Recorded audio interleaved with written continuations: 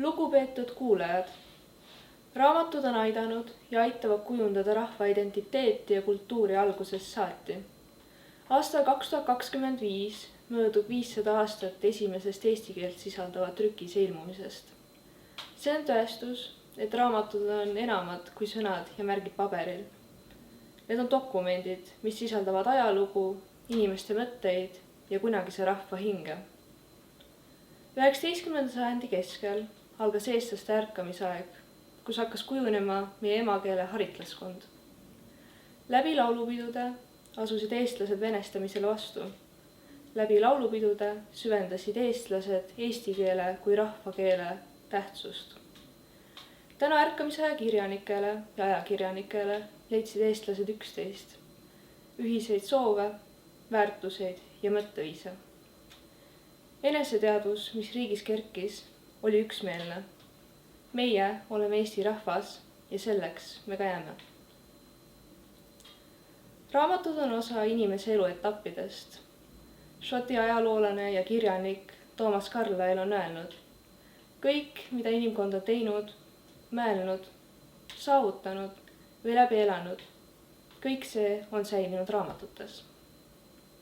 Me sünnime siia maailma ja meile antakse kätte lihtsalt mänguraamatud, olgu seal sees kas tähestik või pildid loomadest.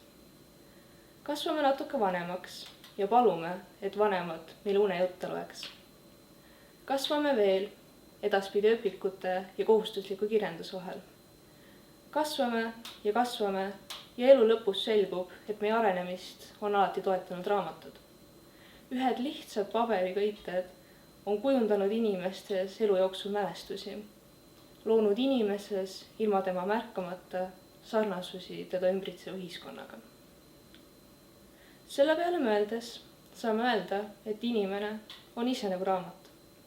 Oluline, unikaalne, täis mõtteid, emotsioone, unistusi. Meil kõigil on oma lugu, mis on korjatud mitmesse peatükki.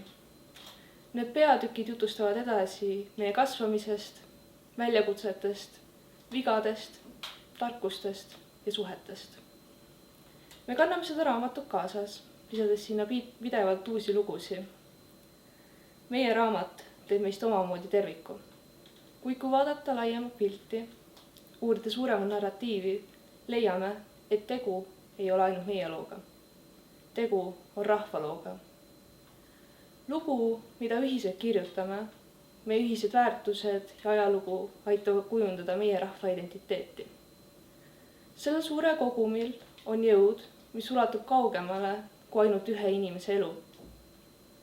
Selle peale mõeldes leiame seose, et läbi raamatute kujuneb rahvas ja läbi rahva kujuneb raamat.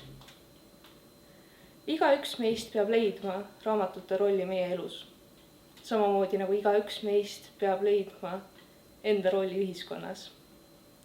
Oleme meie lugejad, oma raamatute autorid ja oleme ka meie osa rahvast. Aitäh!